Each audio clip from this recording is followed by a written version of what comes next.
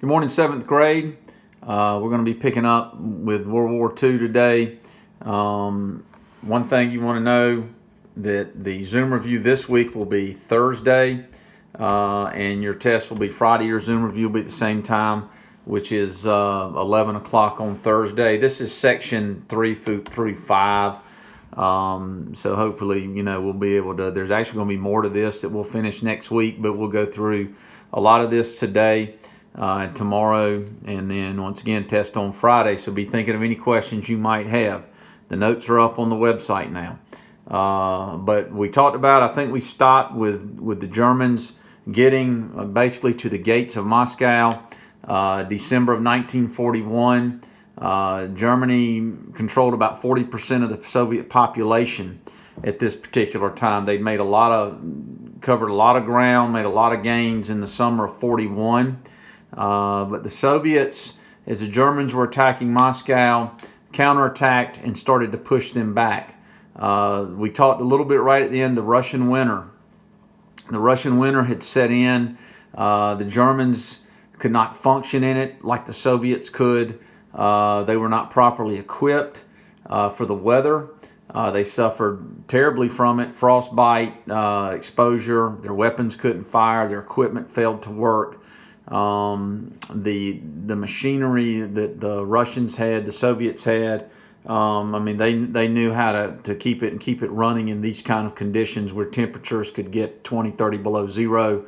The Germans, it's not in your notes, but the Germans, at one point failed to have a big push to send in this heavy winter gear because they thought it would be maybe bad for morale, because they thought they would have victory before winter.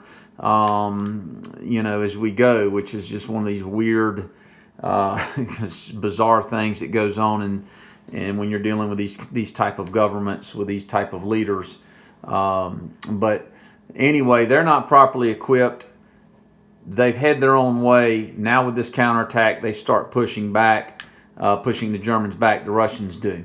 All right, the new Nazi order. The Nazis wanted to control Europe, enslave conquered peoples, and exterminate, and I put in quotations, undesirable elements, which they considered such as Jews and Slavs, and well, there was other groups as well, but they really kind of focused, a lot on the Jews. And beginning in 1941, Nazi leaders carried out a policy of extermination of Jews in Europe, and for the next 4 years, the Nazis killed over 6 million Jews in what became known as the Holocaust. Now, I do have that in your notes. You're going to need to know about that. But yeah, it was horrible thing. I know y'all seen it before. You've probably seen the images of the concentration camps and the people that had survived. There's a lot of gruesome stuff you can see online. But some Jews that could fled from Europe.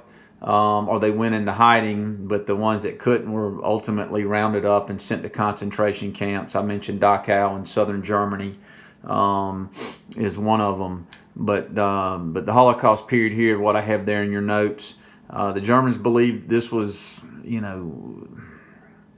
wiping out undesirable elements or undesirable races and strengthening a master race, and Hitler considered true Germans a part of an Aryan race. Really cruel and quite frankly crazy stuff. They also had killing squad. There was special units of SS soldiers that would move in quickly after territory was taken and arrest, and they'd ultimately killed Jewish people and other undesirables. But during the invasion of the Soviet Union, as they went through areas, they would maybe conquer the territory, but these units would follow behind the armies, and that's what their job was to do, was round up Jewish people and really execute them. They would take their valuables, and in many cases they were just shot in mass shootings. And the murdered squads, they killed more than 1 million Jews just in the invasion of the Soviet Union. In the Soviet territory alone. There was an incident that I did put in your notes. Your book mentions it, where in the Ukraine, where about 35,000 were shot over a 2-day period. Real sick stuff, very cruel stuff that went on there. The Nazis, as they went into Soviet territory, they were pretty cruel to the Slavic people too, but a lot of them at first even thought the Nazis might be liberators from living under Stalin, who we mentioned and will mention again. Stalin was as cruel and vicious and, in my opinion, insane as Hitler was. I mean, they're just cruel, vicious people with cruel, vicious ideologies. But nonetheless, you know, as the Nazis rolled through, they were cruel to the Slavs as well. The heading for the final solution. January 1942, Nazi Party and German government leaders secretly agreed to what they called the final solution of the Jewish question in Europe. And this is the code name, the final solution for the destruction of all European Jews. They had met at what was called the Wannsee. It'd be Wannsee Conference, but it's spelled W-A-N-S-E-E, I believe. And determine this, the best policy to get rid of the Jewish people in Europe. And they went on to commit genocide. And the terms there in your notes: the deliberate, carefully planned destruction of an entire people based on race, politics, or culture. So they carried out this very organized mass murder. So they started rounding up European Jews and sending them to death camps, such as the ones like Auschwitz is a notorious one in Poland. And there was some Jewish resistance. A lot of times the classes, they'll ask, why didn't they fight back? Well, I mean, it's you know, some did, but they had, you know, few had arms to fight back with in terms of firearms or anything, weaponry. And they didn't get much help. Even some of the German people probably that might have sympathized with them were too afraid. I mean, you know, because helping a Jewish person could get you arrested or executed. So I mean, that was one of the reasons. But I make a notation about the resistance in your notes. So all this is going on. The United States, remember, at the beginning of the war had very much an isolationist attitude. They didn't want to be in the war. Let the Europeans once again fight it out. Didn't want to be the Great Depression had been going on in the 30s into the 40s. A lot of things going on, a lot of things to worry about. Want to stay out of the war. That was the general opinion. But kind of like World War I, circumstances are going to play out where we're in the war. June 24th, 1941, the Japanese invaded southern Indochina. President Roosevelt demanded the Japanese withdraw from there, but they refused. So the United States responds with an oil embargo and froze all Japanese assets in America. So they cut off the oil from them, and now there's bad blood. There was other things building. We've been watching Japanese aggression in the Pacific for several years. They had attacked China in 1937 in an all-out scale. We talked about Manchuria in the last section in 31. And then there was, of course, the threat to the Philippines, which was an American territory down in the Pacific.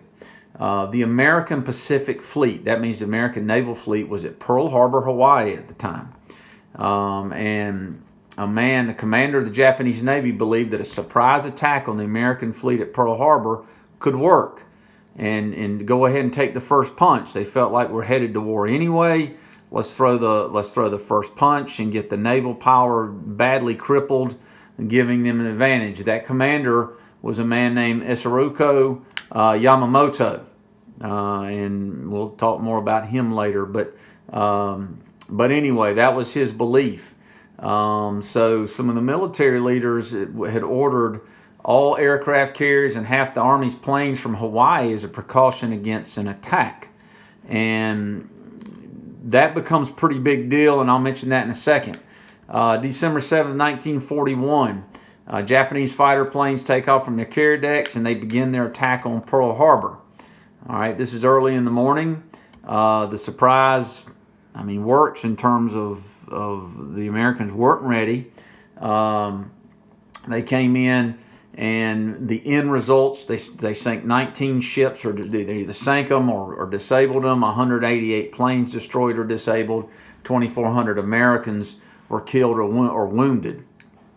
On the next day, President Roosevelt asked Congress for a declaration of war against the Empire of Japan, which of course he got. And Roosevelt called December 7th a date which will live in infamy. And December 7th, 41, I mean, we remember that every year, is when the bombing and the attack on Pearl Harbor. The very fortunate thing there was the aircraft carriers were not there. They were not in dock at Pearl Harbor. Had they been, that would have been a very, very serious problem for the Americans. And we'll talk a little bit more about that at the start of the section tomorrow. So see you then.